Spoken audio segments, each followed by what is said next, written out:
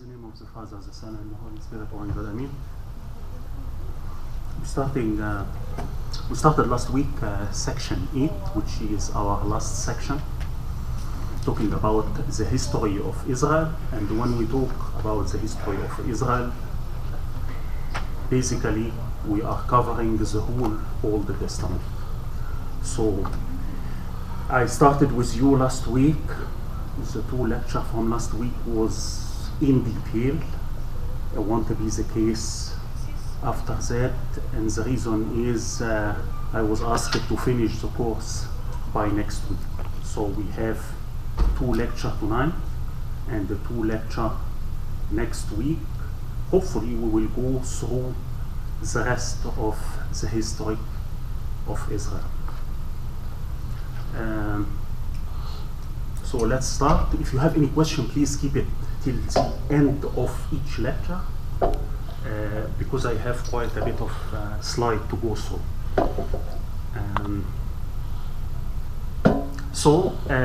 We did finish last week the prehistory of the nation of Israel. We did talk about Genesis 1 to 11. Tonight we continue with the journeys of the patriarch. So we did mention something about the book of Genesis, and we said how important is the book of Genesis.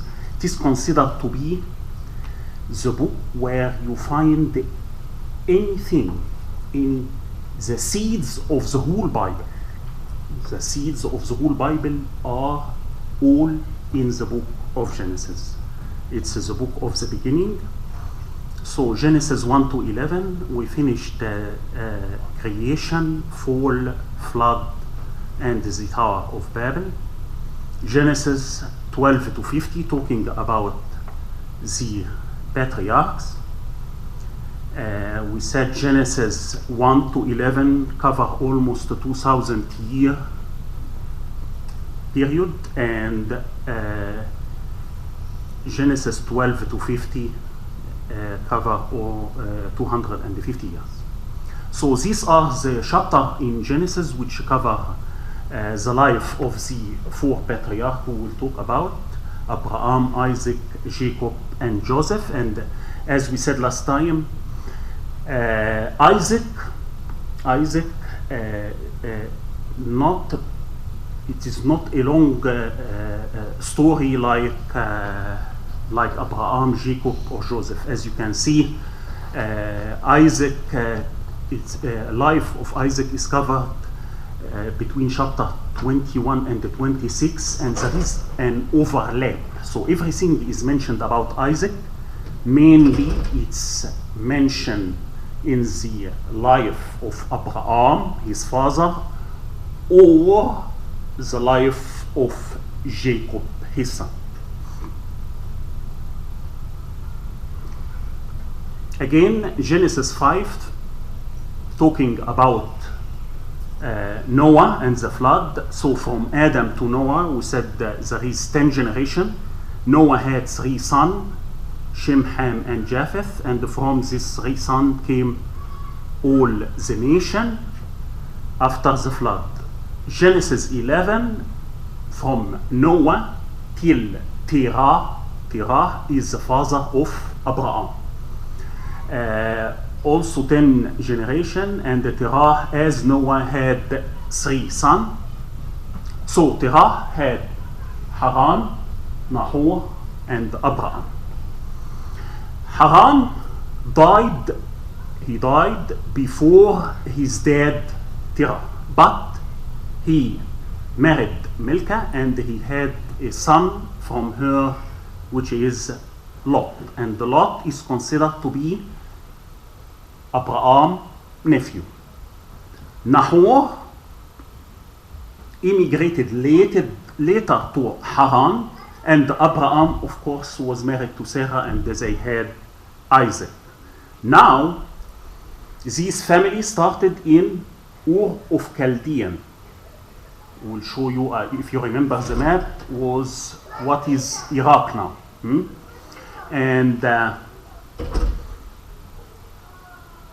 Abraham, Sarah, with his nephew Lot and his dad Terah, immigrated from Ur of Chaldean to, will be north, Ur of Chaldean, to a city called Haran. So the city is named after the first son who died. And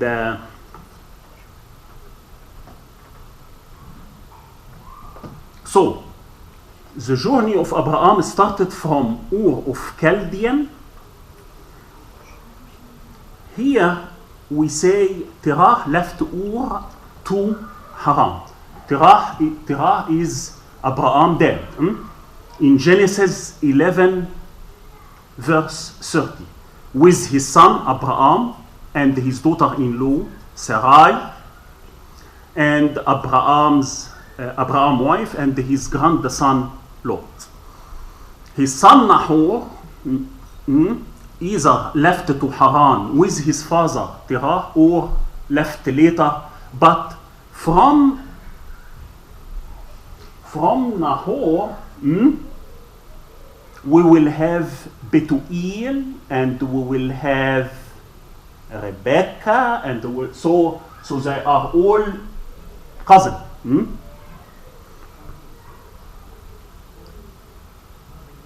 His son Nahor either left to Haran with his father or later, but the whole family immigrated from Ur of Chaldean to Haran. The whole family stayed in Haran. Ur of Chaldean is what is Iraq now. And he was called to go to the land of Canaan, right? So Haran would be right here. This is Ur of Chaldean. This is where originally Abraham is from. You will tell me, when God called Abraham, did he call him in Ur of Chaldean or in Haran, where they stay, the whole family? Anybody can answer quickly? In Ur. But it is not mentioned in Ur that God called Abraham in Ur of Chaldean in the book of Genesis. It's mentioned somewhere else. Anybody know? It is not mentioned when we read the story between chapter 12 to 26, the life of Abraham. It is not mentioned there that God called upon Abraham. See, and Abraham took Sarai, his wife, and Lot, his nephew, and they set out for the land of Canaan. Thus, they came to the land of Canaan in Genesis 12, verse 5. And here, it was a second call from God to Abraham. And it didn't happen till Terah, his dad, passed or died. So, anybody could tell me where in the Bible it's mentioned that Abraham was called by God while he was in Ur and not in Haran?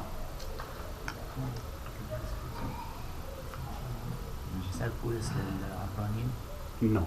The sermon of Saint Stephen, just before he died.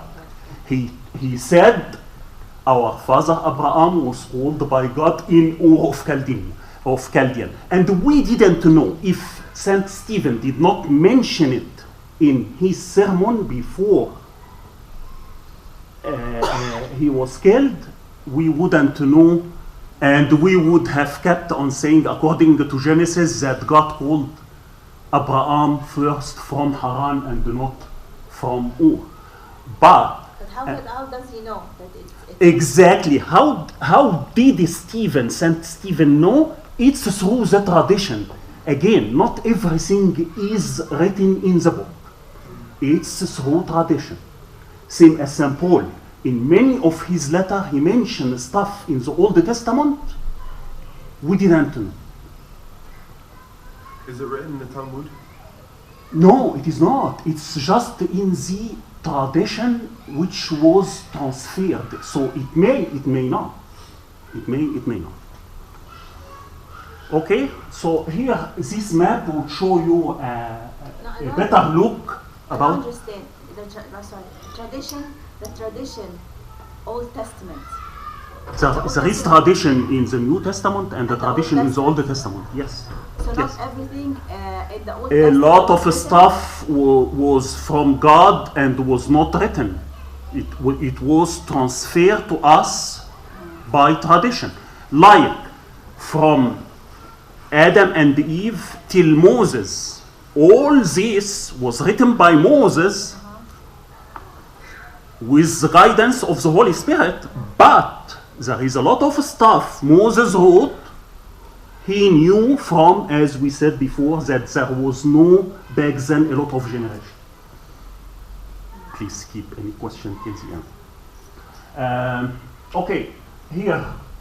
So he grew up here in Ur, and they moved to Haran, and they stayed in Haran till he was called for the second time after his dad died to go to the land of Canaan. Where's Canaan on the map? Do you see?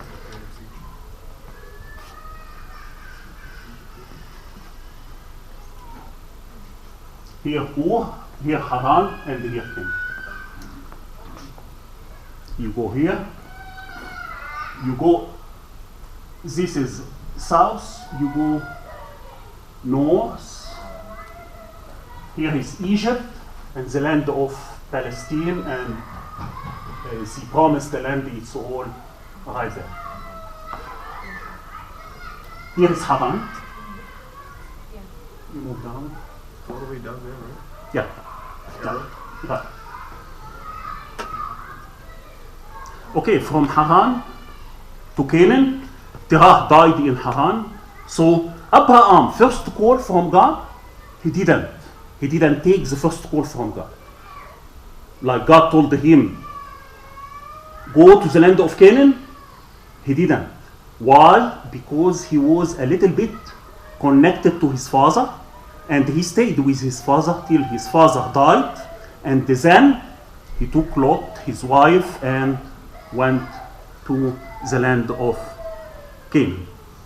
God called Abraham to migrate to Canaan in Genesis 12, and Abraham took his family and stayed. Of course, son Lot left, and his brother son Lot, and they left to Canaan, and they stayed in place called Shechem, in between Haran and Canaan, and later they moved to Bethel, 20 miles south. You remember the map? It was like this, so they went south, and Canaan at that time, the land of Canaan was controlled or was governed by Pharaoh, by the Egyptian. So Egypt was like an empire back then. It was the empire of Egypt, like the empire of Assyria, like the empire of Babel. Back then it was the Egyptian empire. And from Canaan to Egypt and back to Canaan again. What happened is there was a kind of starvation in the land of Canaan. So Abraham had to go south without consulting with God. Here, this step, he took it on his own. He didn't ask God first, but he took it on his own, and that is why this step in his life did cause for him troubles. You know why he lied to Pharaoh, and he wanted to pass Sarah as his sister, not as his wife, and the problem how Pharaoh took Sarah. So Abraham tried to pass his beautiful wife off as his sister in Egypt, fearing that Pharaoh might try to get rid of him by killing him to take his wife. Pharaoh, upon learning the truth, he returned his wife. He gave him a lot of things and let him leave the country. Abraham returned back to Bethel.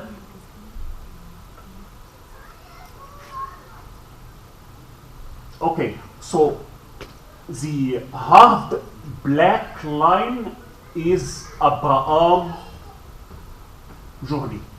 So he went up, Haran, went down. Here is Bethel, Bet El. Bet El, this is, we will see where Jacob put an altar to the Lord. So Bet El, here Beersheba, and here Egypt. So when after he went to Egypt, he went back to Bet El. He will pass by Shechem, and he will settle at the end in Hebron. Okay? In Hebron, Abraham separated from his. He wanted to Bethel, and then they moved to Hebron.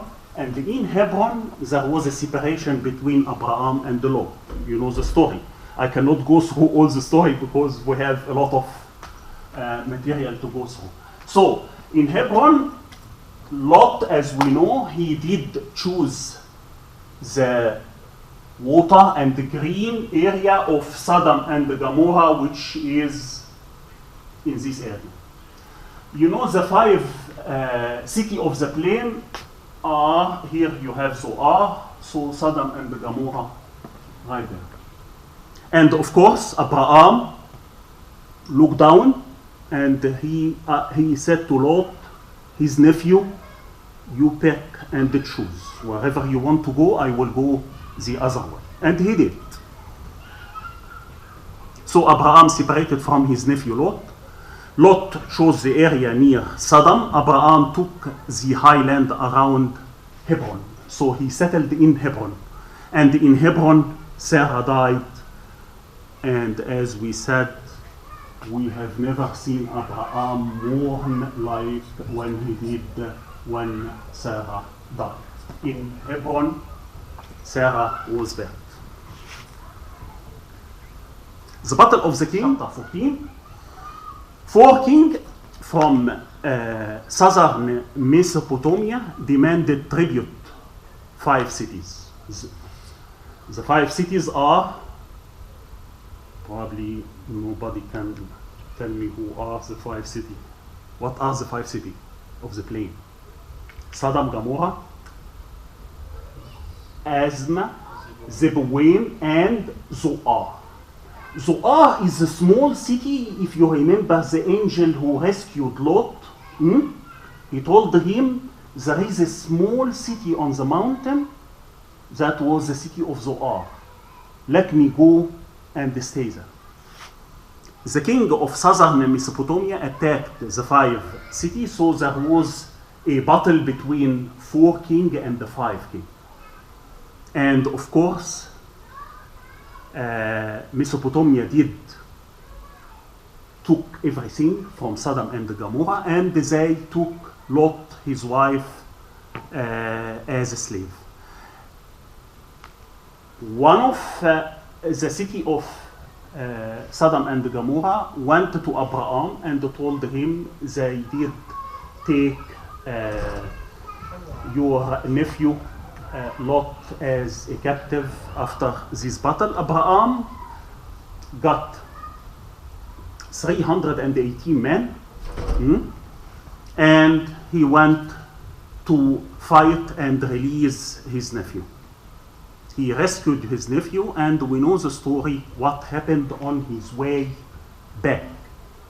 He met a king and a priest of Salim, Melki Sadaq, or Malshi Zedek, whatever you say it. He met this priest king of Salim.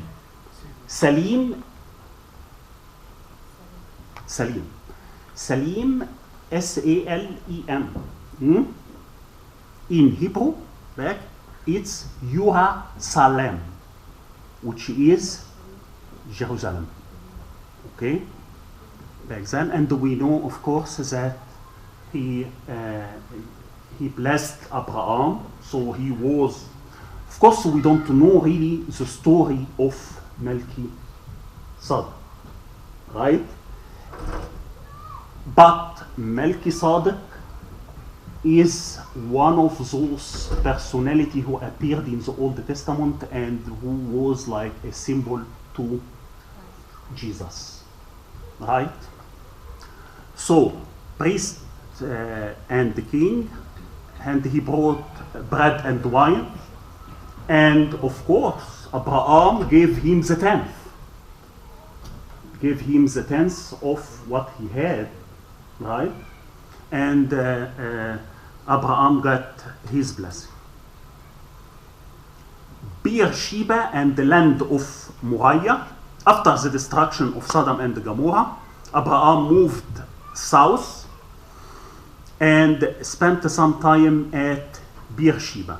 Then journeyed northward to the land of Moriah, and in the land of Moriah, Isaac would be offered as sacrifice, or Abraham will be tested in the land of Moriah.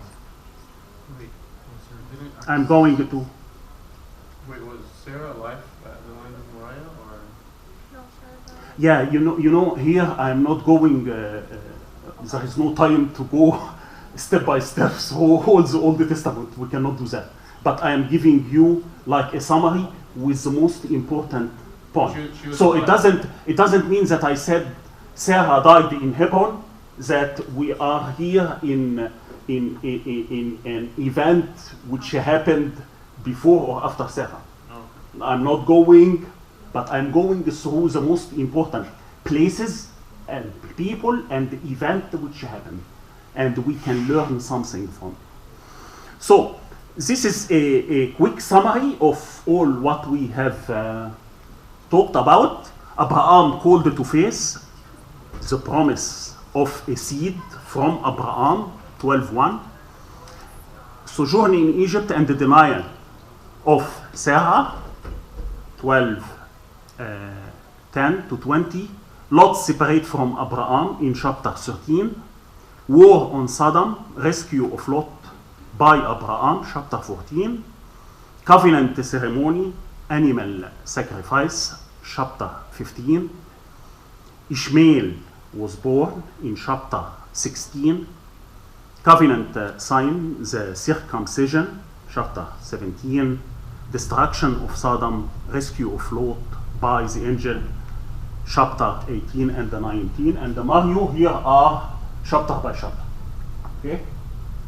So, sojourn in Gerar and the denial of Sarah, chapter 20, and Ishmael separate from Abraham. That's when Sarah told him, this servant, I don't want her and her son, they should go away. And God told Abraham, listen to your wife Sarah of what she tell you. Of course, we know the story how Ishmael came and how thinking that God does not have the whole hand, and thinking of in a human way led a lot of problems by the birth of Ishmael. And Abraham face tested the blessing of the seed was in chapter 22. Very important chapter 22, because it's a big symbol of what Abraham did to prove his faith and the love to God. We did mention, I can't remember last time or the previous time, why God chose to come through Abraham. Because Abraham showed God his love, and he showed him his faith in God. It doesn't mean that the nation of Israel was chosen over the other Gentiles, the other nation. No, it's just because that was the only nation who knew the real God. Jesus, God, would not be incarnated as a descendant of a nation who do not know God. So because Abraham loved God so much, and imagine when Abraham was told to give Isaac as a sacrifice, his own son. It is not just his own irregular son. No. If he was younger, he would say, hey, I might have, if he has 12 kids, he would say, yeah, no problem, give one. But he was the only son, and Abraham was waiting all his life, and it was something so precious to him. Imagine God would tell Abraham, give me your son as a sacrifice, and Abraham say yes. What happened the next? God told Abraham, because you gave me your own son, I will give you my own son. And that is why Jesus said, Abraham will rejoice when he see my day, and he saw it, and he is rejoiced now, because God sent his own son to save the whole world. This nice map would summarize for you the journey of Abraham and the mountain of Moriah, where Isaac, very important, chapter 22. There is some chapter and some book, as I said before, in the Bible, you must read.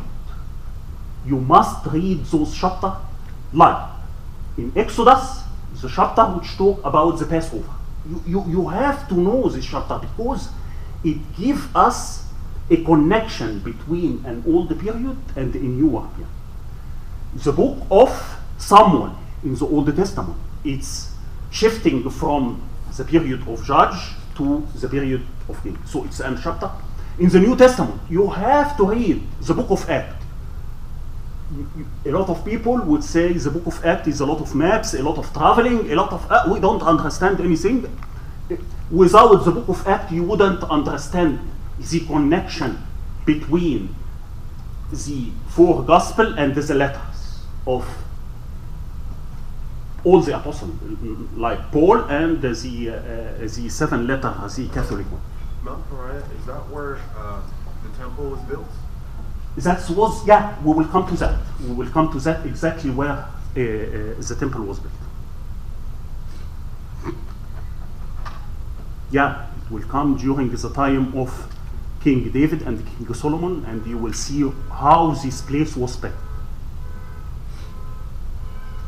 That's Abraham taking his son, and Abraham called the name of that place, the Lord will provide.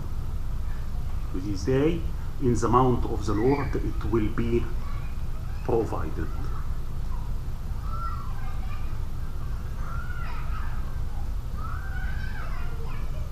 You know, when Isaac was walking with his dad to be offered as a sacrifice, what Isaac said to dad? He said to him, Here we have yeah, our fire. we have the fire, and okay, when we were talking about the liturgy, Abuna say exactly the same thing when he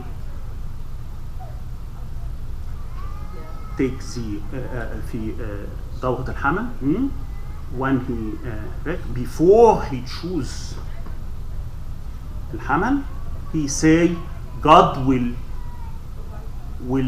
choose for him his sacrifice. So, going back to the seed which was mentioned when Eve and Adam fall, when they fall, we were talking about a seed. The seed of the woman. Here Abraham had Isaac and Ishmael, but Isaac was the promised seed. You know, I think I explained that before. The devil, Satanael, when he let Adam and Eve to fall, and the God cursed the serpent, and he said that her seed will crush his head. Since that time, when you go through the Old Testament, all the way till Jesus, the devil is trying to break this curse from God to the serpent. We will see that the correct seed from Adam was supposed to be Abel, who was killed by Cain. That was the devil led Canaan killed his brother. Okay, so he did try to take Abel, and God gave Adam and Eve Seth, which was another promised seed, and so forth. You will see here, Ishmael came before Isaac. According to the tradition of the Jew, the older should inherit. He was the older, same father, but he didn't inherit. Isaac was the one. And then you see Esau came first before Jacob, but Jacob was chosen as the seed. Exactly. So, whose seed are you? Are you a descendant of the good seeds, or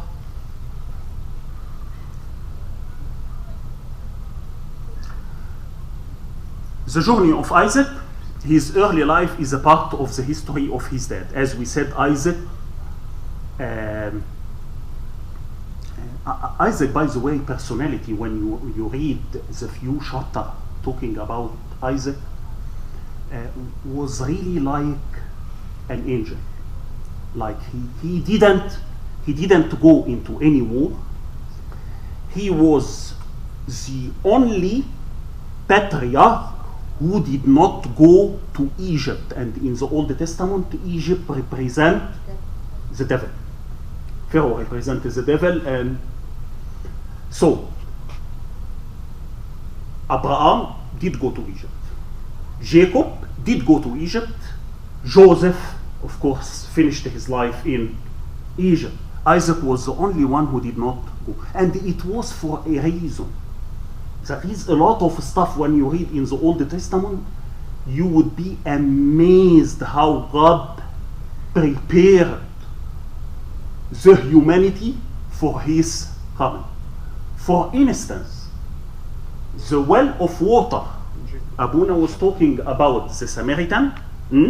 Abuna mentioned that it was the same well of where Jacob met Rachel. But you know what? Go back how Isaac got married. Isaac's servant. The servant. The servant. Servant went and he met. His chief servant went to Haran. He didn't want to send his son Isaac, but he went and he met Rebecca at the same well. At the same well. What's his name? The servant. Very good. So Isaac lived in Gerar, and we know the problem between him and the Palestinian regarding the well. The wells his dad opened, and he wouldn't. He would leave everything. You want to the well, take it. No fight. Isaac died in Hebron, same as Sarah, same as Abraham, and they were all buried in the field of Machpelah, which was bought by Abraham. You know what? The only thing in the Old Testament in the life of Abraham, he paid and bought it. The only thing. The two. Only thing. This means that Abraham knew that nothing on earth, he lived all his life in tent. He knew that it's temporary here. He was aiming for, he knew that there is an eternal life. Again, this is the journey of Isaac. He lived mainly in, he was born in Bir Lahai Roy, and he stayed for a while. Actually, he got Jacob and Esau here. And he lived in Beersheba. He went to Gerar and came back. He didn't go to Egypt. So he didn't live in Gerar? He did stay in Gerar for a while, yes. Yeah.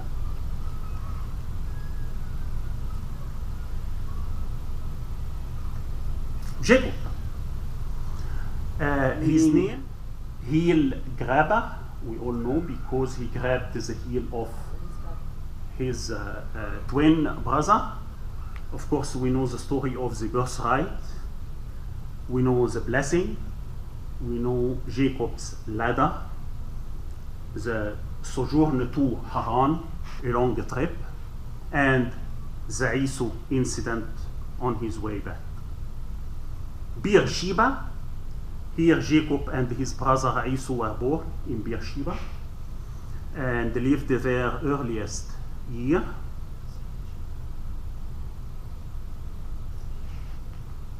Jacob would be the lion which is not dotted.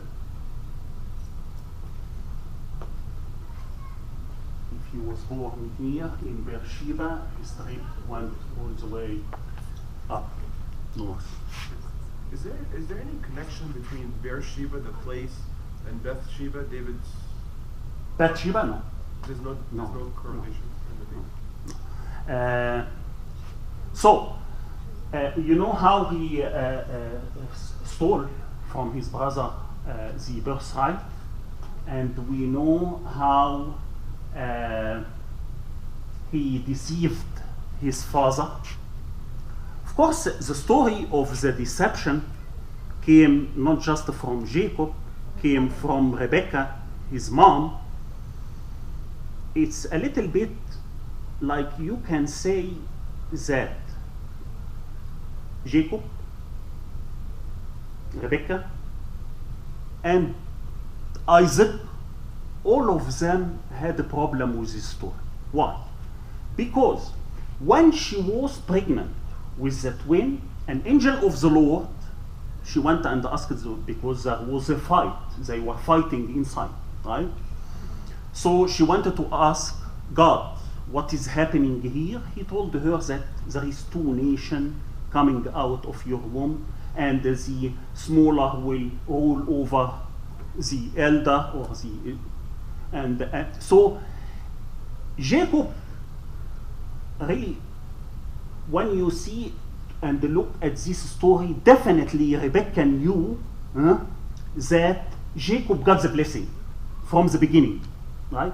She did not have to make all what she did, because what she did, she lied to her husband. She put Jacob instead of Esau. Jacob lied to his dad. The result of that, you see that Rebecca, after what happened here, she did not see Jacob till she died. How many years? Maybe 25, maybe 35, whatever. But till she died, till her death, she did not see her son. Jacob, because all what he did, of course, Jacob at that point, till he stole the blessing from his twin brother, he went in a land where we will see that he got the same problem from Laban. Exactly what he did with his brother and his dad, he got it from Laban. If you do something, you get the pay. And he stayed away, and he had the same problem of the most loving child of the 12, Joseph. He did not see Joseph for almost the same period as his mom did not see him. Jacob's trip was almost 550 miles walking. He fled from Esau, and you know the story, his dad told him and his mom, go away from Esau. Esau is planning to kill you. Go to Laban, your uncle, and take a wife from him, because Esau took wife from the Canaanite. It did not please his mom and dad.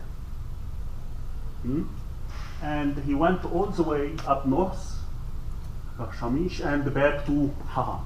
Remember Haran, where Abraham came from. And you remember the three sons of Terah?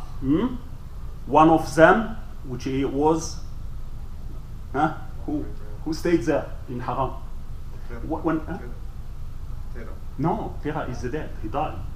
He died, and then Abraham moved to the land of Canaan. What are the three names of the son of Terah? Abraham, Haran, who died before his dad, so he is left. Nahor. Nahor stayed there. And from Nahor will come Rebecca, as we said, and Rachel after that, and so forth. Because Rebecca was a cousin for Isaac, same singer. When he sent Eliezer of Damascus to pick Abraham sent Eliezer of Damascus, his servant, to pick a wife for his son, he picked it from the same family, from Haran. He did not want to send Isaac to Haran. So we see that Isaac spent most of his life in Canaan. Same, like a symbol that, and even his life, he didn't fight with anybody. He let everything go. He was just perfect, as if a sign of Jesus Christ. So Jacob left his father home and went to Haran, flee from Esau to get a wife. He had the vision of the stairway to heaven. Years later, he returned along the same way. So his trip went from Hebron all the way up to Haran. First, he stopped at Bethel, Beit-El, Genesis 28, fleeing the vengeance of Esau. Jacob escaped from Beersheba northward to Haran, the home of his uncle Laban, the son of Bethel, the son of Nahor, Abraham's brother. On his way to Haran, Jacob passed the night at Beit-El, 12 miles north of Jerusalem, where he saw the vision of the heavenly ladder. He received the divine promise of safe return to the land of his birth. Another map to show the 550-mile trip of Jacob. The ladder represents number one. The ladder to heaven represents number one, the incarnation. The incarnation, we say, then he dreamed, and behold, a ladder was set up on the earth. And its top reached to heaven, and there the angels of God were ascending and descending on it. The ladder represents Saint Mary, symbol of Saint Mary, السلم اللي بيربط ما بين, connect heaven with earth. The ladder represents the Son of Man, Jesus. We remember when in John 1:51, and he said to him, most assuredly I say to you. Here is a question in the New Testament. People who read the New Testament. Where was that said? And he said to him, most assuredly I say to you, hereafter you shall see heaven open and the angels of God ascending and descending upon the Son of Man. Whom Jesus said that, verse 2. New Testament people. I like. You should. You should. Yeah, it is very. To Philip. And Jesus said to him, you were astonished that you believed because I told you you were sitting under the tree, from now on you will see, assuredly I say to you, heaven open and the angels of God go ascending and descending, and ascending and descending the angels. This is exactly what we saw during the baptism of Jesus, and this ladder truly was representing the incarnation.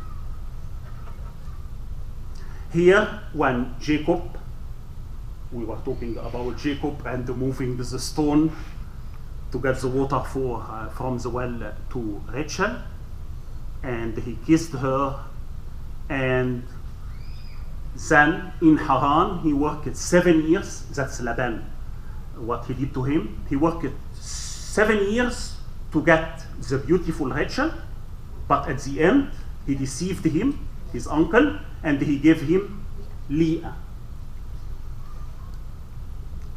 And then he had to work another 7 years for Rachel, that's 14, and an extra 6 years for the goats and everything he got. So he labored 20 years and he changed his wages more than 10 times. He went back to Canaan. When did he go back to Canaan? He had how many kids, Jacob? He had 12. He was waiting for Kid from Rebecca. he had 10, and the minute she got for him, Rachel got Joseph, he went to Laban and told him, I am leaving. Because Laban kept on deceiving him and keeping him because he got the blessing through Jacob. So he went back to Beit El, and on the way back he did fight with the angel. We know the story. Weird story. Weird story. You know why? Why it's so amazing, so amazing. The angel of the Lord, this is the Son in the Old Testament, right?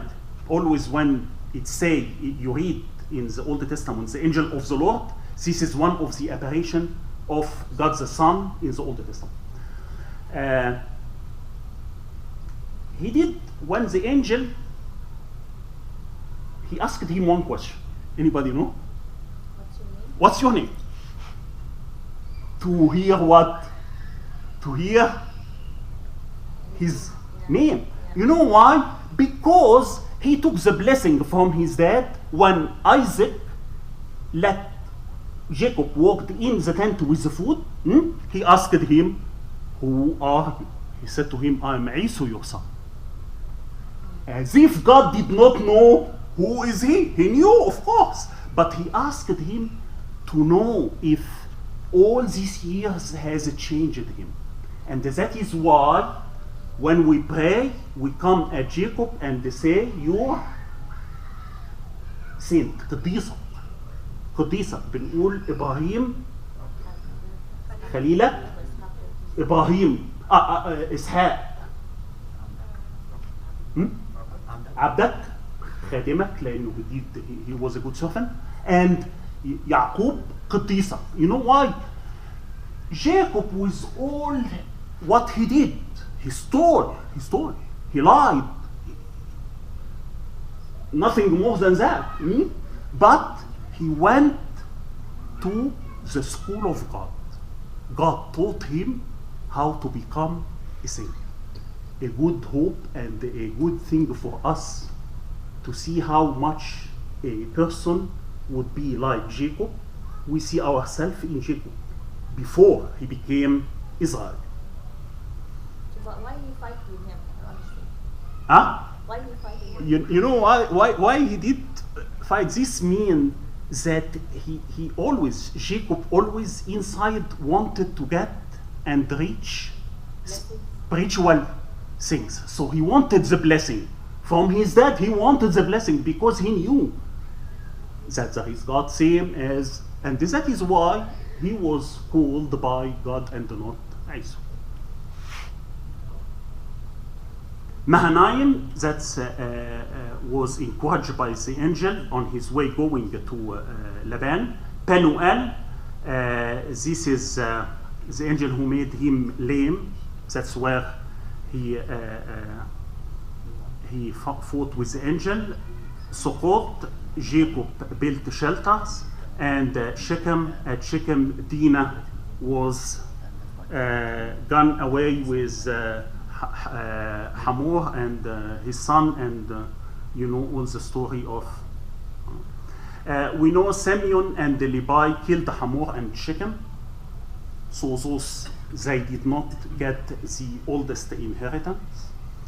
In Bet El, leaving Shechem, Jacob journeyed southward to Bet El, Ephrath, which is Bethlehem. Here Rachel died in giving birth to Benjamin, and at Hebron, Joseph was sold into slavery by his brothers. This map in Arabic, but it does show all the journey of Jacob going and coming back. Here is a ladder. Here he met Esau.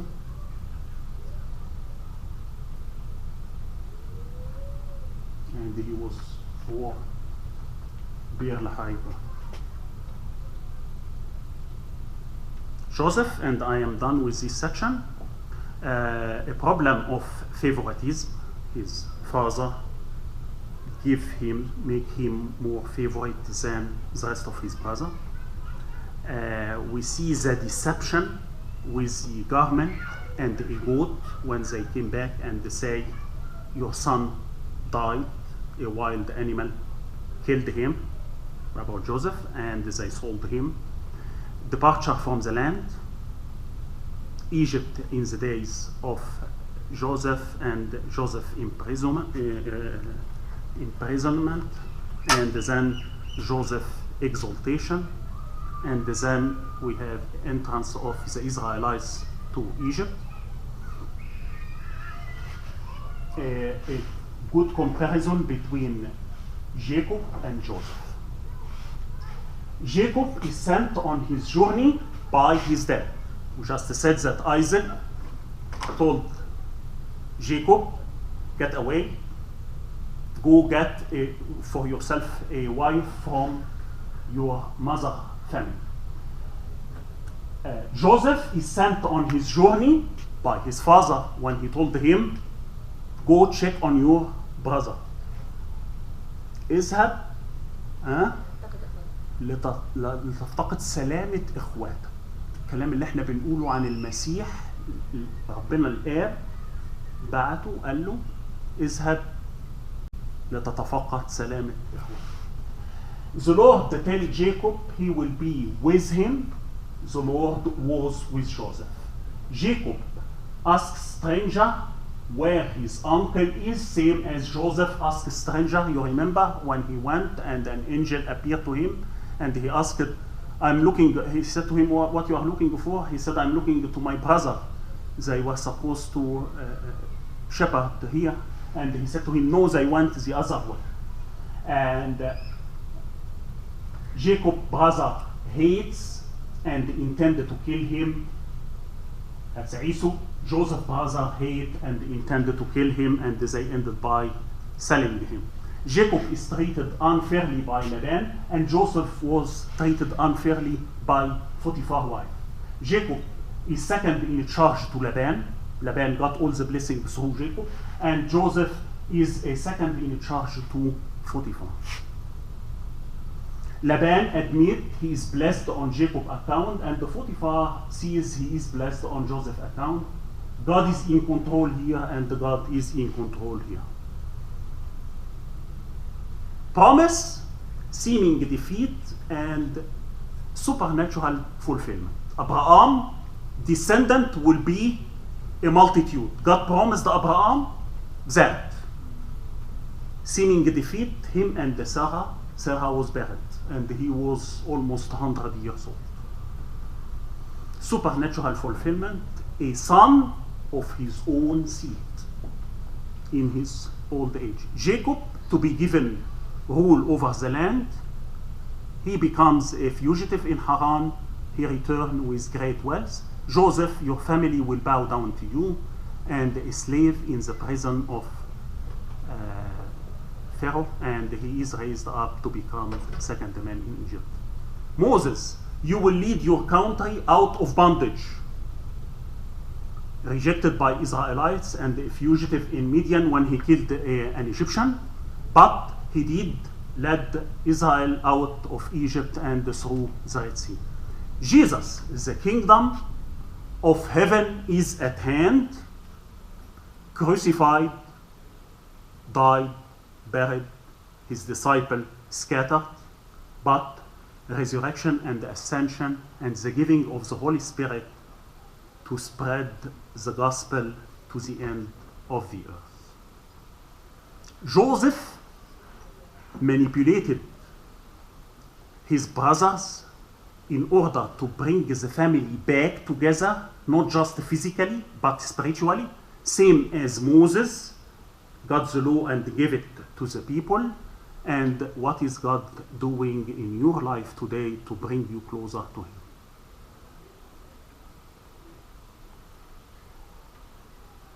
Now, the blessing of the correct seed, we see that when Jacob was mentioned today, when Jacob was blessing Joseph's sons, Manasseh and Ephraim, we know Manasseh came first. So Manasseh was on his right hand, and he crossed his hand, and he told him, Joseph thought that Jacob is too old and he can't see which is the older. He said to him, no, I know. He knew already that the younger. Yeah. So younger brother motive here, we see Seth instead of Cain. Cain was the eldest. We see Isaac instead of Ishmael. We see Jacob instead of Esau. We see Perez instead of Zerah. Those are the sons of. Perez is Jesse's father, right? Yeah, but who, no, Perez and Zerah was a twin boy. Perez was Jesse's father, which is David's father. So Perez was David's grandfather. Right. That was grandfather. Perez and Zerah was, you know, the story of Judah, one of the 12 tribes. Judah had to marry his, well, he didn't marry her, but he had to lay with his, no, he had 3 sons, and his wife died. Judah has 3 sons. The 3 sons, the eldest got married.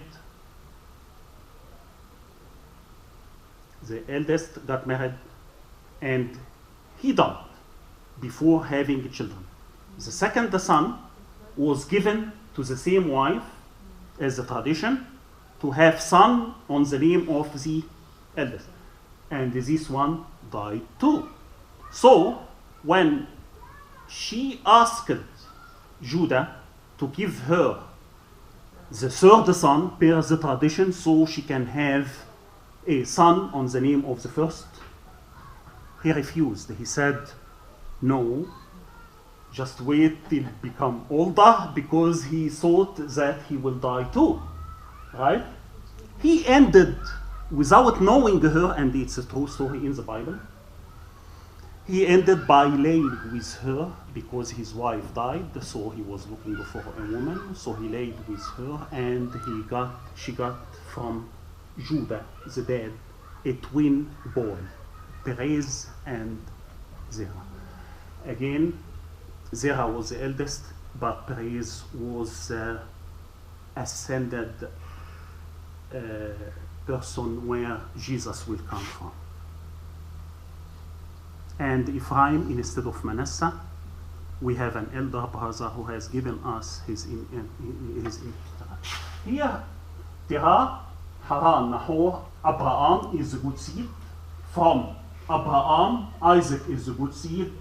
Jacob is the good seed, and then Judah, and we know that from Judah will come King David, and from King David the Christ, and the glory be to God forever. Amen. We give you 5 minutes.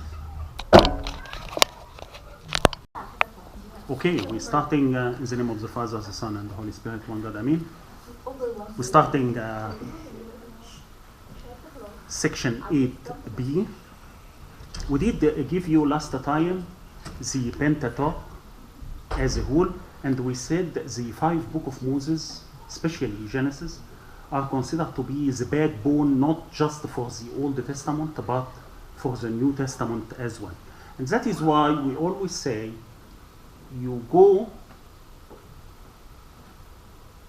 read the Old Testament, you will understand a lot of things in the New Testament. The New Testament by itself, there is a lot of things you don't know where it's coming from, where is the origin. So we are now, God called Abraham, and from Abraham will choose his own people, the nation of Israel. In Egypt, we stopped where Joseph invited his brother and his father to come and live in Egypt due to starvation. We know how Joseph was exalted in Egypt and what happened exactly with Pharaoh's dream and how Joseph became the second man. There was starvation again in the land of Canaan where Jacob and the tribes are living. So he sent his sons to buy barley and wheat from Egypt. And we know how they ended by knowing who was Joseph, and he invited the whole family to live in the land of Goshen. Jacob stand in front of Pharaoh, and he lived in Egypt probably 17 years. Jacob died, and then he was taken because Joseph promised him that he will take his body to be buried in Hebron, where Abraham and Sarah, Isaac and Rebecca, and he wanted to be buried in the same. The people of Israel, as we know in history, it was a prophecy from God to Abraham. He told him, your descendant will be in slavery for a people for 400 years. We say 400 years to make it easy, but it's, to be exact, it's 430, because when the Israelites went into Egypt, they lived not in slavery for a period till Joseph died. And when you read the book of Genesis or the beginning of Exodus, you will see that a new Pharaoh came to Egypt who did not know who was Joseph. One thing I wanted to mention in the life of Joseph, when Joseph was in prison, they brought to him 2 guys, the cupbearer and the bread maker of Pharaoh, who had dreams, and Joseph gave them what these dreams mean, and he said to the cupbearer that in 3 days Pharaoh will put you back in your place, and he said to the bread maker, in 3 days you will be killed. And it happened. On the way of the cupbearer going out of jail, Joseph told him one word. He told him, remember. This is exactly what Jesus told us to remember him in the Last Supper. Remember his life, what he did for you. The problem is the cupbearer did not mention anything in front of Pharaoh about Joseph, as if nothing happened, even though. Imagine Joseph, he saved not just the people of Egypt, but he saved the whole area, because he told them, 7 years you will have plenty, and 7 years you will have starvation, so keep enough food for the 7 years of starvation. So he saved, and that Pharaoh put Joseph, because he did that, he put him as second to him. He told him, nothing will be, I will be no more than you except my throne. But you will be exactly, everybody wanted to do anything in Egypt has to take permission from Joseph. When this Pharaoh died, the Egyptian did not remember Joseph anymore, because Joseph died, of course, but they did not remember Joseph and his people. So the Israelite lived 430 years in slavery under the Egyptian. They went in Egypt 70 persons, all in all, including Joseph and his family in Egypt. They went out by the hand of God, of course, through Moses, between 2 and 3 million. This new nation going out of Egypt were governed by God through the law given to Moses. So God was the governing would be called theocracy. Theocracy meaning God is their king. God is the who govern these people. Till now, we don't have a judge, we don't have a king. They are governed. God is their king. So Moses, born in Egypt, we know the life of Moses, 40 years first in Pharaoh's house.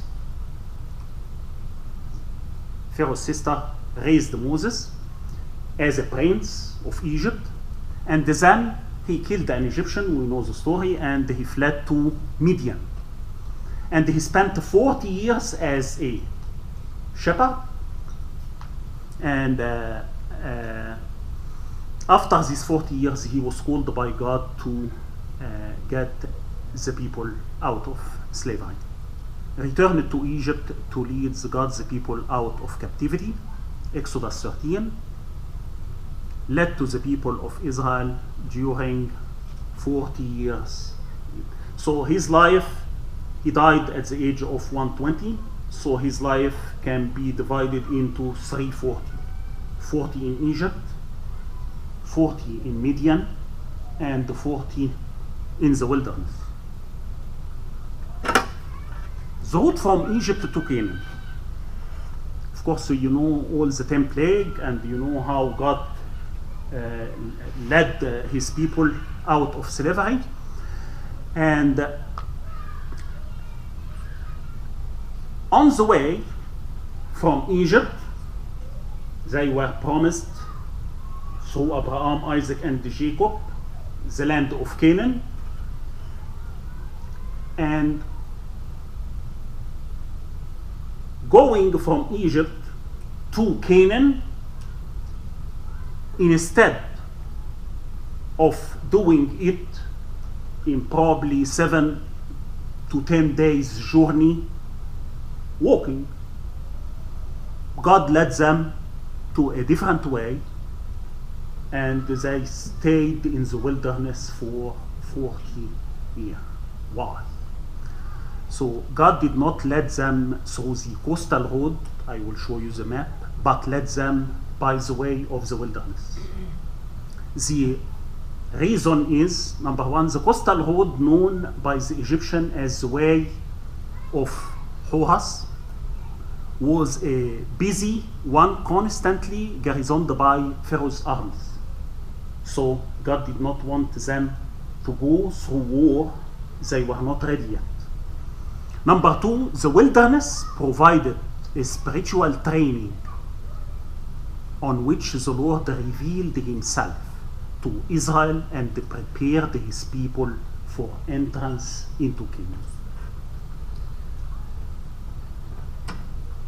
If you look at this map, they lived in the land of Goshen, which is south of Egypt. They went out through Ramses, the city. Instead of taking the coastal road to the land of Canaan, Israel, Jerusalem, here, straight, going straight. No, God led them to Sukkot, and they went south, Mount Sinai, spent 1 year here, got the law, and built the tabernacle, and then going, and in the wilderness of right in this area, they spent almost in the wilderness of Zim, which is Kadesh here. They spent in this area 38 years. 38 years of the wilderness was spent there.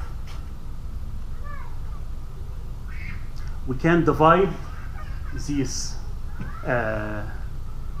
trip to stages. First one, from the land of Goshen to the Sea of Reeds. The Sea of Reeds is the Red Sea. And this, you can read it in Exodus 12, 14 till and the number 33. We said they moved from Goshen to the city of Ramses, and the Israelites, directed by Moses, left their home in Goshen and headed eastward. The city of Ramses was the starting point of the Exodus. Sukkot was just south. From Ramses, the Israelites moved southeastward to Sukkot, the first encampment after leaving Egypt. From the land of Goshen to the Red Sea, still they went to Etham, continued south to a place called Pi Hahirath. The Egyptian army pursued them at that place, and this is where they passed the Red Sea on a ground by means of a strong east wind. Everybody would say how God, it is a miracle. It's miraculously the sea was, but scientifically, is it possible? Yes, it is possible. It is possible. How?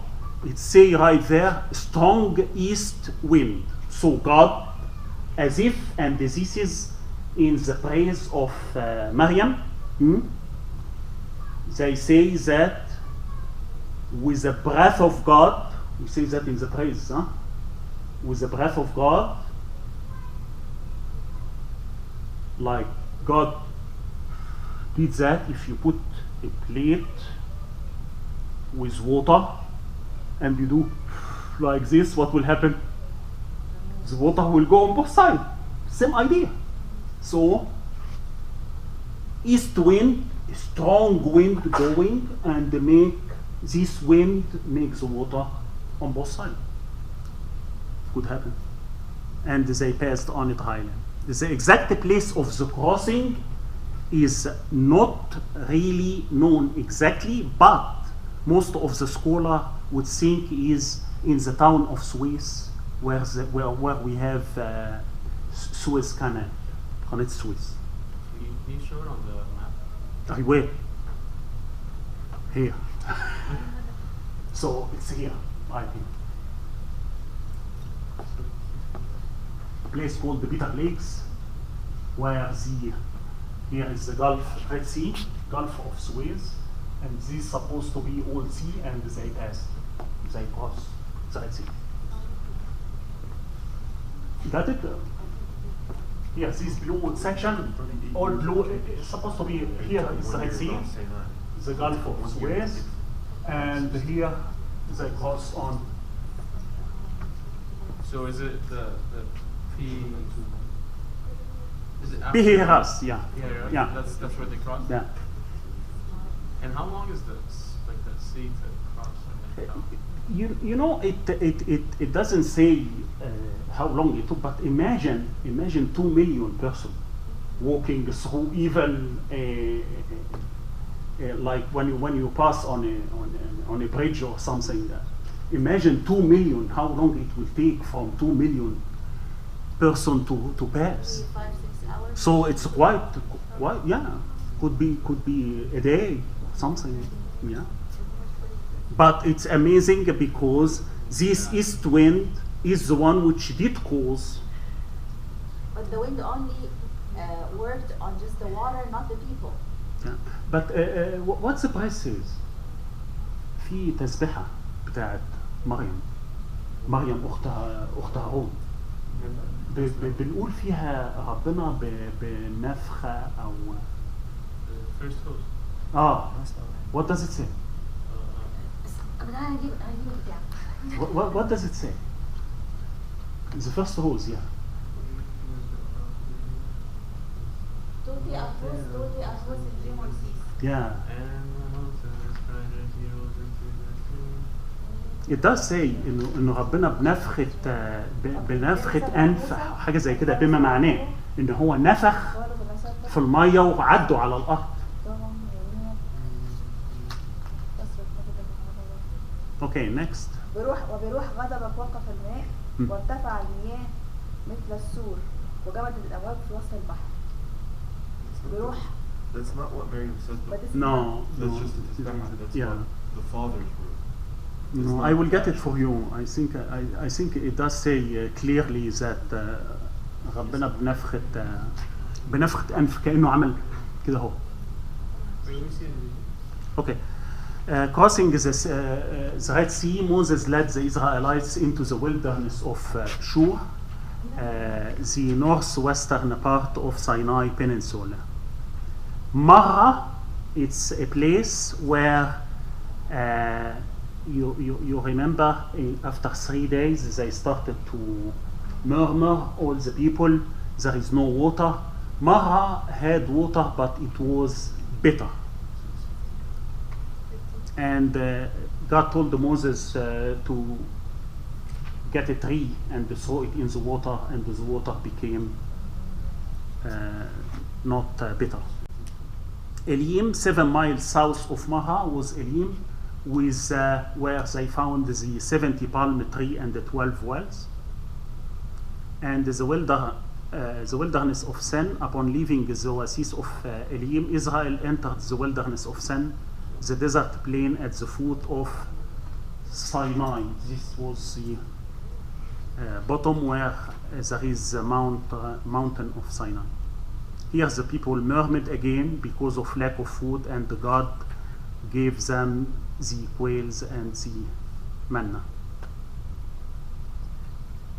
So here they went this way, and in Mount Sinai, this is where Moses will go on the mountain and receive the 10 Commandments first time at Rephidim. First time was at Rephidim? Yeah, Rephidim. Mount Sinai, you remember when Moses fasted 40 days and 40 nights, we say, and he went and God gave him the written 10 Commandments on 2 plates. What happened when he came down, he saw that the people, yeah, here after Israel protested because of lack of water, Moses was instructed by the Lord to strike the rock. This is the second time. At Rephidim, a battle was fought, or this is where they did fought the Amalekite. Peter Lake. Rephidim would be right here. This area, there is another map. It will show where is Rephidim. They fought. The first fight was against the Amalekites.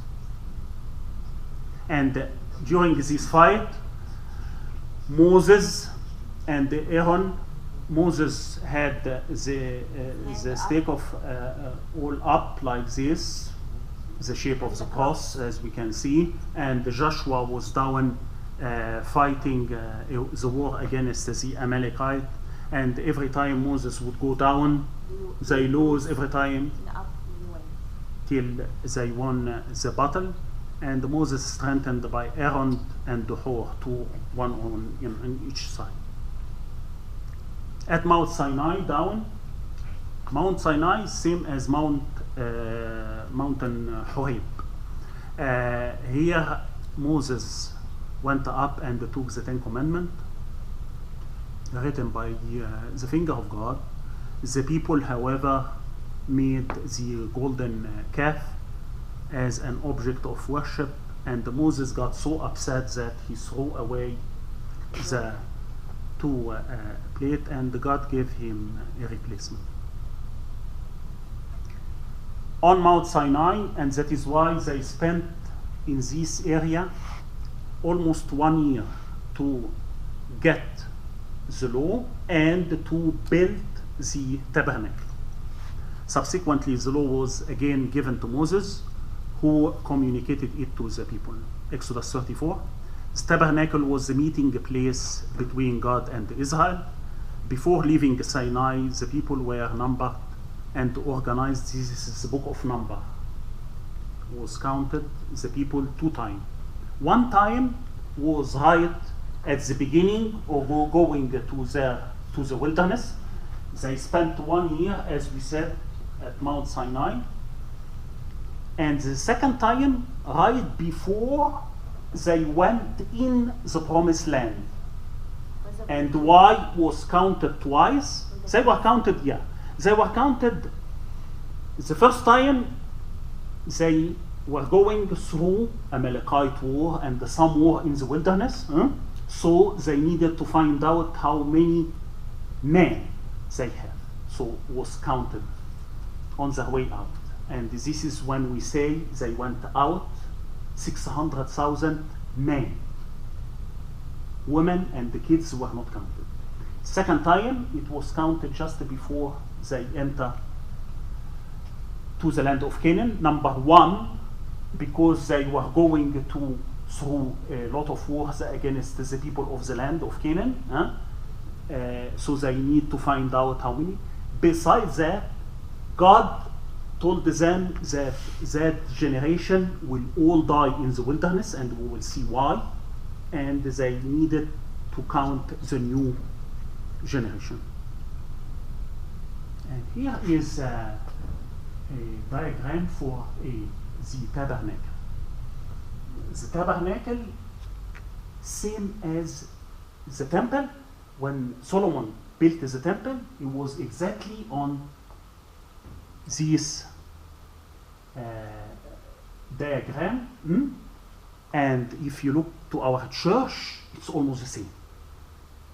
Okay, we have the Holy of Holy, but back in the tabernacle and in the temple, no one would go to the Holy of Holy except the high priest, not a regular priest, except the high priest. Of course, Jesus, his priesthood, like now the priest, regular priest can go in the Holy of Holy. The Holy of Holy, this is what we call incense altar, where they offer incense, and those were only for priests, not for the people. Priest, during the time of King David, he arranged the priest into 24 group or team. Each team has 8 priests. Would they serve in rotation? Okay, so those are the incense, and the priest would go inside in the morning and at night, offering prayer and incense. Golden lampstand. Here is the showbread, the bread, and here outside you have the laver and the altar of burnt offering. The Jew till today, they don't have a temple, so they cannot offer sacrifice, but back in the temple or in the tabernacle, when a person of the people did commit sin, they would get the sacrifice, give it to the priest, and the priest would burn the sacrifice on this altar outside. This altar was made of a nahas, which is copper, because the copper would take, because it was on 24/7 all the time. 24/7 you have a fire to get sacrifice, morning, evening, night, anytime, and they would do the sacrifice. From Sinai to Kadesh, we will go up after spending about a year at Sinai, built the tabernacle. They went up. Some who murmured against the Lord were consumed by the fire, and that is why this place, Tabiha, is like burning. It's the meaning is burning. Hazeros, at Hazeros, Miriam and Aaron, they criticize Moses because he married an Ethiopian Cushite, the daughter of the priest of Midian. And Miriam was struck with kind of leprosy, and she was spelled out for a week. Moses prayed for her. At Kadesh, they went up north to Kadesh, about 70 miles south of Hebron. They getting closer to the land, remember Hebron. And the Kadesh became the center, and they stayed in Kadesh for 38 years. Now, Moses sent 12 men to spy the land of Canaan before they getting close, so he wanted to know if it is possible and what to do when they went. 10 of them came back. They did not have the face, and we saw giant people. There is no way that we can make it. Of course, only Caleb, the son of Jephunneh, and Joshua, the son of Nun. Joshua is the follower of Moses, of course. Only these two said they had the face, and they said, yes, we can make it through. And of course, God declared that the generation that lack of faith at Kadesh would perish in the wilderness, and only the two of this generation was Caleb and Joshua who entered the land. We know, of course, Moses why he didn't. So this is where they stayed at Kadesh, and they sent the 12 spies to Jericho and the land of Canaan to here going out of Goshen, Ramses. Here they God to give them the manna all the way, and during the 38 years here. And Mount Sinai, they spent a year, almost 1 year, to build the tabernacle. Why did they spend 30 years in that? We said in Kadesh Barnea, they spent 38 years. They stayed in this place. Is there a reason or just? No, this is the place they settled in the wilderness. So the tabernacle was right in the middle, and the 12 tribes was around, all in tent, and they stayed there for 38 years because, again, sending the spy was at the beginning of the 38 years. And God said, because these people, this generation did not have enough faith, they want to go inside the land. So the 38 years was enough to get rid of this generation, and we have a new generation. Okay, this is a nice map showing after Sinai they went to Kadesh Barnea. I stayed here. Now their aim is the land of Canaan. Right? Instead of going straight, there is here Edom. They could go like this and straight to the land of Canaan. What happened is they asked the Edomite, the king of Edom, if they can have a permission just to pass through their city. And Edom said no. Who are the Edomite?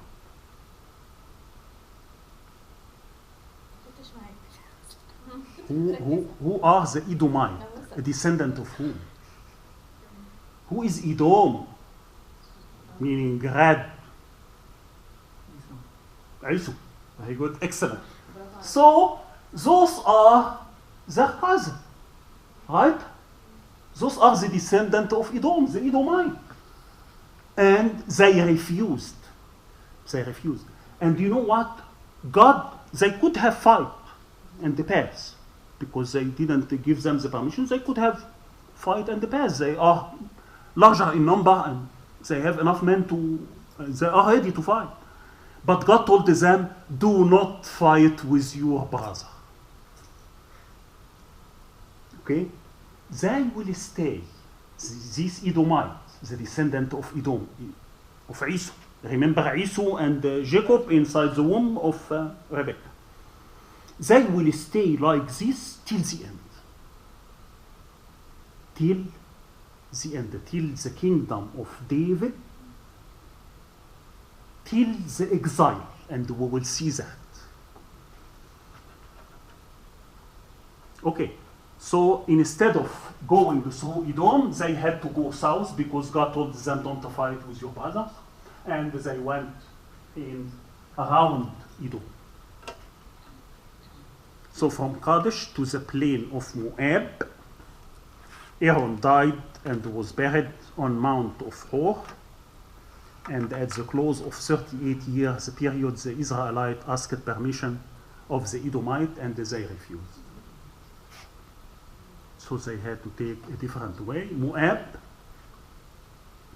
at the Zered River, Israel entered Moab without incident, the county of King Sihon.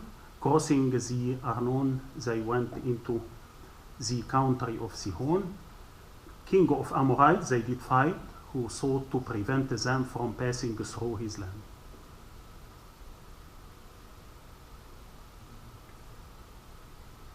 At Jahaz, Sihon was defeated in a battle, and the country of Bashan, a further battle with Og, king of Bashan. Those are all battles mainly led by Joshua. He was a military person. And before they went to the land of Canaan, before the conquest of Canaan. Settlement of 2.5 tribes. When they get really close, the tribe of Reuben was the eldest.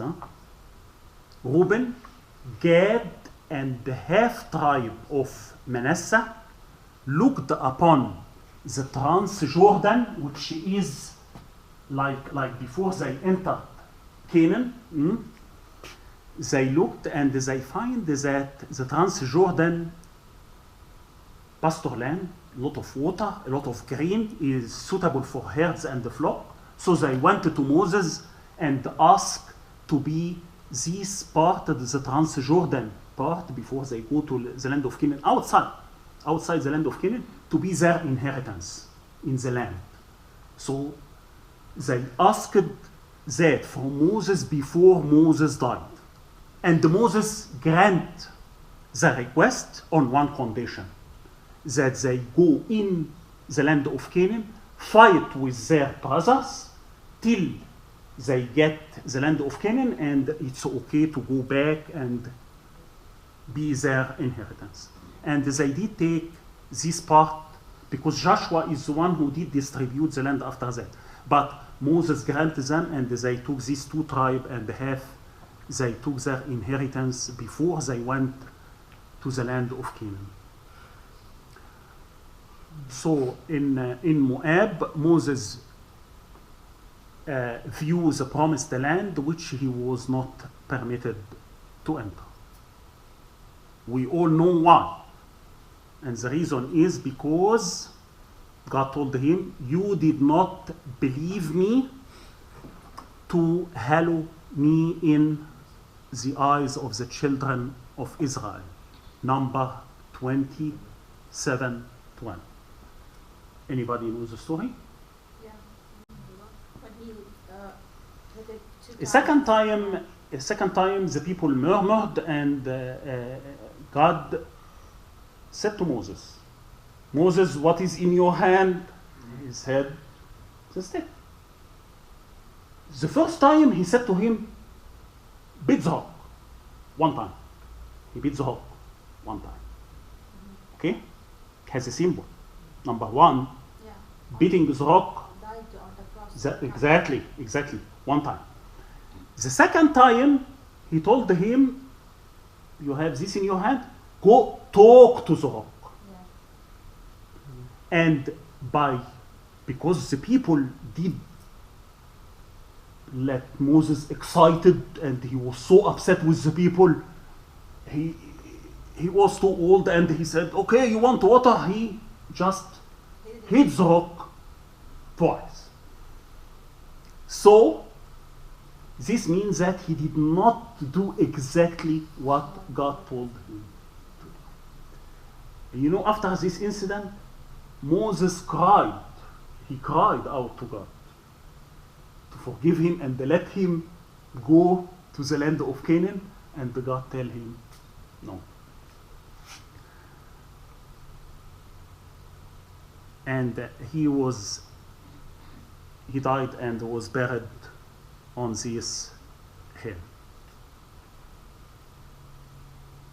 Important people in the land when Israel entered Canaan.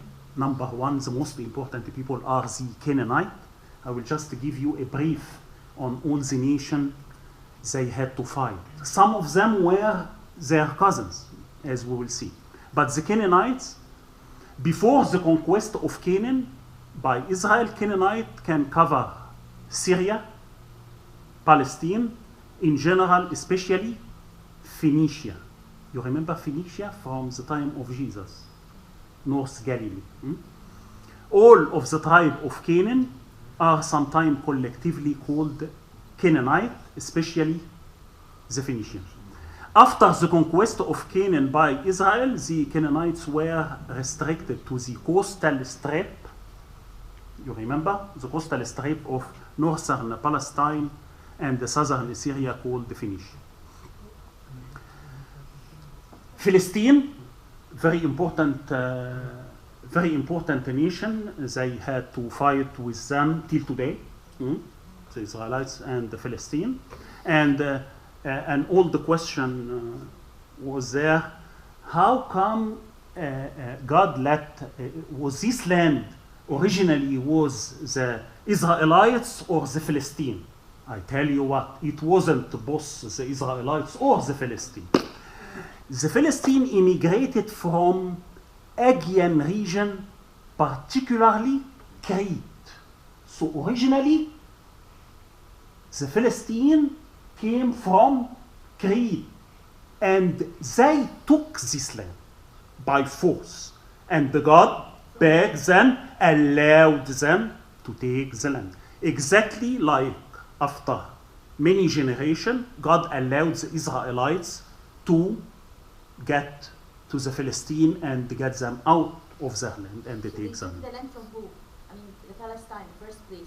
When they went and got from Crete to this land, took him from. It doesn't say. It doesn't say. Took him. But so it wasn't there. It was other people. Okay. But see, this land was not originally the Philistine who lived there. So Philistine had settled in southern Palestine before the patriarchal age, before Abraham. There was Philistine in this land. Oh, Yeah. صحيح. Oh, that's what it said.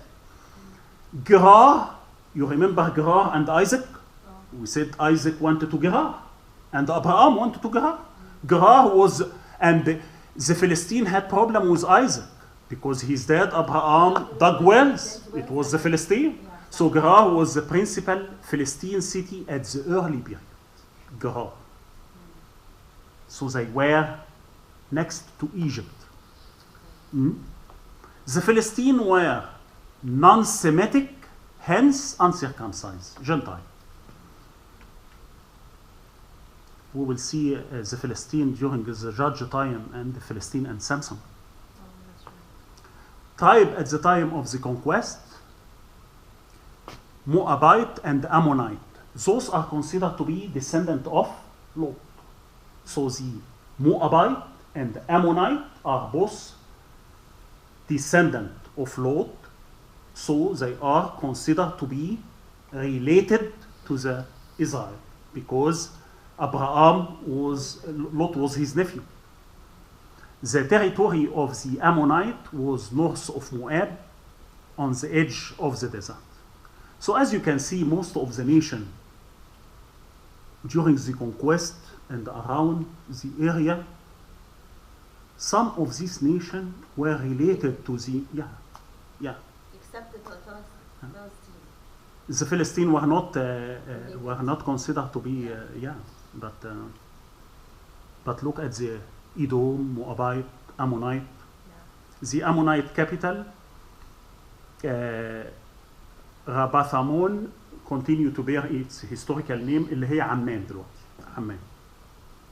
And is now the capital of Jordan.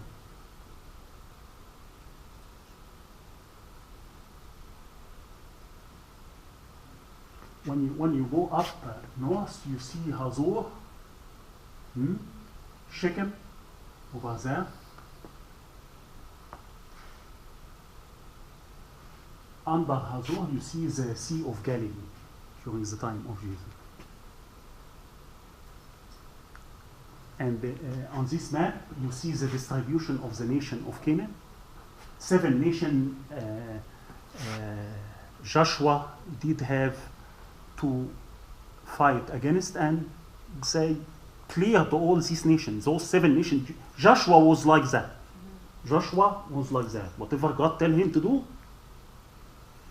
So you have the Hivites, the Girgasites, all those are mentioned in the book of Joshua.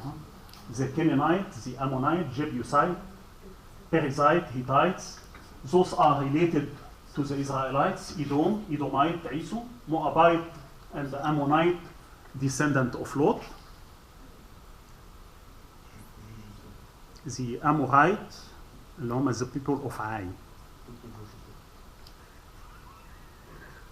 Hittite, which is from the area of modern Turkey and Syria. Some are descendant of Japheth, and others are descendant of Ham.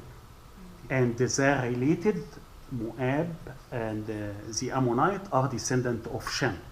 So they had to fight against all kind of nations. The Midianites, this is where Moses flee to, were descendant of Abraham, Midianite.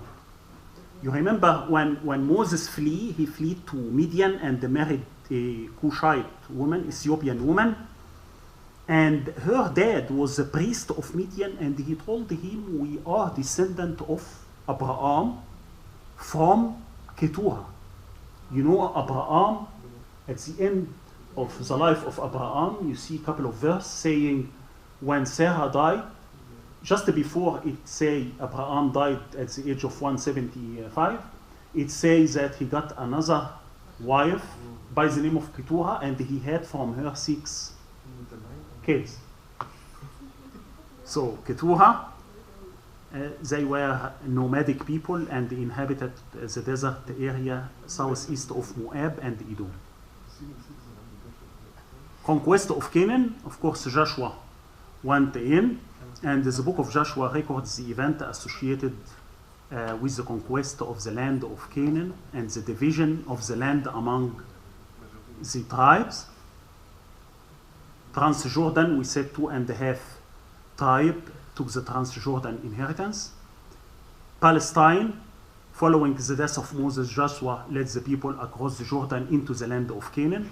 3 major campaigns which brought much of Canaan into Israelites' possession and they made possible the division of the land. All are described in the book of Joshua. It was not until King David reigned that Jerusalem itself was incorporated into Israel territory. So Jerusalem, or Shalim, was not included in the inheritance of the 12 tribes. Jerusalem was included and the temple was built in Jerusalem during, or it was King David who picked the place. Why did the name change from Salem to Jerusalem? Salem, as I said in Hebrew, the old name was Yerusalem. Is it the same land? Yerusalem is Salem, yeah. So it's the same land? Yeah, yeah. So from that land, Melchizedek came out. Huh? From Jerusalem, Melchizedek came out. Yeah, because he was the And king that's why of, he's the type yeah. of Christ? Because No, yeah, he was the king and the priest of Salim. If you remember the slide, I said Salim is Yerusalem, which is Jerusalem. Central Palestine, Jericho. After crossing of the Jordan, we know how Joshua took Jericho and the wall of Jericho. Remember from Gilgal, he sent the spies and dispatched them, and they took over the land. So the record of the conquest of Jericho makes it clear that God gave the city into the hand of the Israelites. Ai, same way, they took Ai. So you have Central Palestine and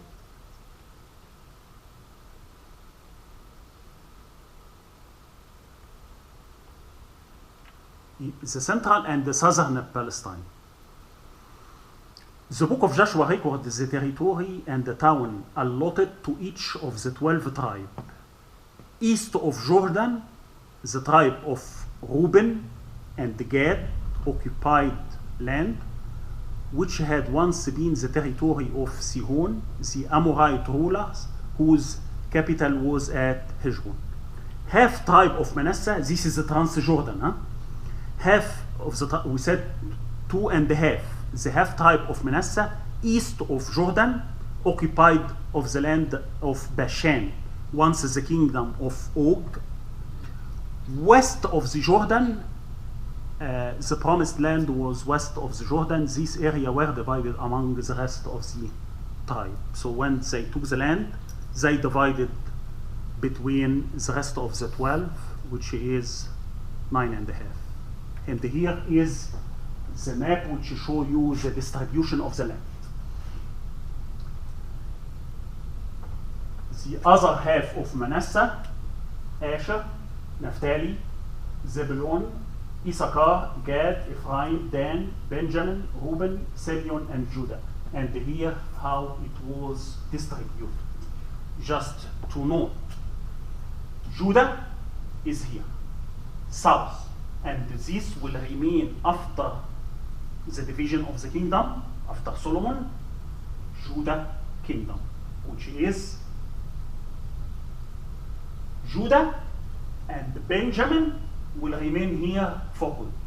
This is the southern kingdom after the division, okay? The rest of those tribes will go up north and becomes the northern kingdom.